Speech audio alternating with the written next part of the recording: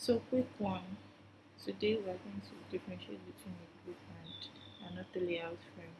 So a group contains, if I click this group here, it contains this all your elements in one container.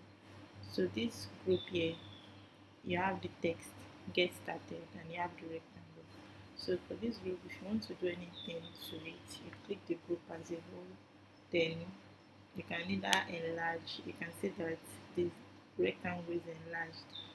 The text too is altered because if you click it, you can see that the text box is now bigger compared to what it was before. This is what it was before. So the text box here is a bit smaller, but when you click the group and you expand it, everything becomes bigger and it's just like that.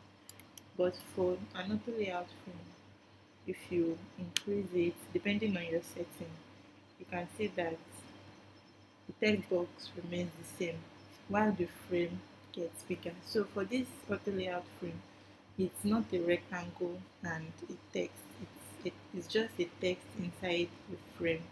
So but you can convert this group into this auto layout frame.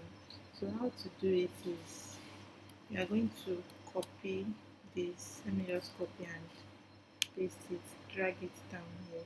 So this is it. We have your text and we have the rectangle. So if you select this whole group here, and you come here to select the auto layout, it turns into a frame automatically. So the frame is now, it has green fill here, while the text is the only thing left in the frame. So you can do that with any other text or anything. You can say done.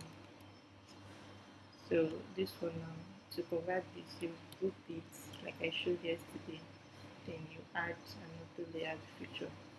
So for this you can centralize like I said and increase, do whatever you want. So it's different from auto layout.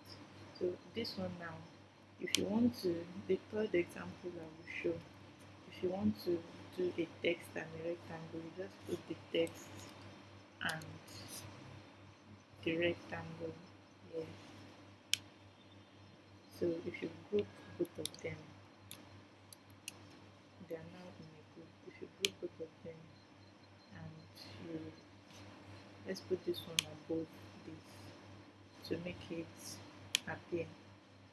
So if you put this one here and then you group, you this they are already in a group. If you apply the auto layout feature, then it's now a frame. So you can see that the rectangle is gone. It's only the text that is left here. So it's a very fast way of doing this. So when you do this, you just adjust it the way you want, and then if you expand, your text remains the same. It's just the frame size that will differ. So that's the end of this short tutorial.